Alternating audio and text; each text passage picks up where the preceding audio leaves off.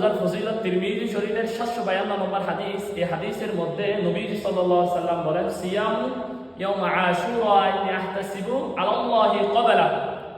তোমাদের মাঝে কেউ যদি 10 মুহররম আশুরার রোজা রাখে, আমি নবী বলে গেলাম তার আগের এক বছরের গুনাহ আল্লাহ তাআলা মাফ করে দেয়। সুবহানাল্লাহ। এখন কথা হলো আমরা কখন রোজা রাখবো? আমরা রোজা রাখবো 9 অথবা 10।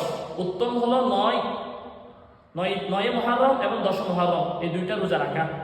আর যদি কেউ না পারে তাহলে 10 মুহররম এবং 11 মুহররম।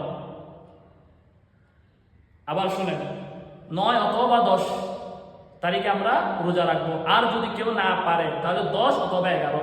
কেন এটা বললাম? কারণ ইহুদিরা 10 মুহররম রোজা রাখিছিল। তো রাসূলুল্লাহ সাল্লাল্লাহু আলাইহি ওয়াসাল্লাম সাহাবীদেরকে বললেন, তোমরাও রোজা রাখো। নবীজিও রোজা রাখছেন এবং মুসলমানদেরকেও রোজা রাখার আদেশ দিয়েছেন, সাহাবীদেরকেও বলেছেন। তো সাহাবীরা তখন জিজ্ঞাসা করলো, ইয়া রাসূলুল্লাহ, এই দিন তো খ্রিস্টানদের কাছে সম্মানিত একটা দিন। তো নবীজি সাল্লাল্লাহু আলাইহি ওয়াসাল্লাম বলেন, তাহলে তোমরা ইহুদিদের বিরোধিতা এইভাবে করবা, তোমরা 9 তারিখে রোজা রাখবা অথবা 10 তারিখে রোজা রাখবা।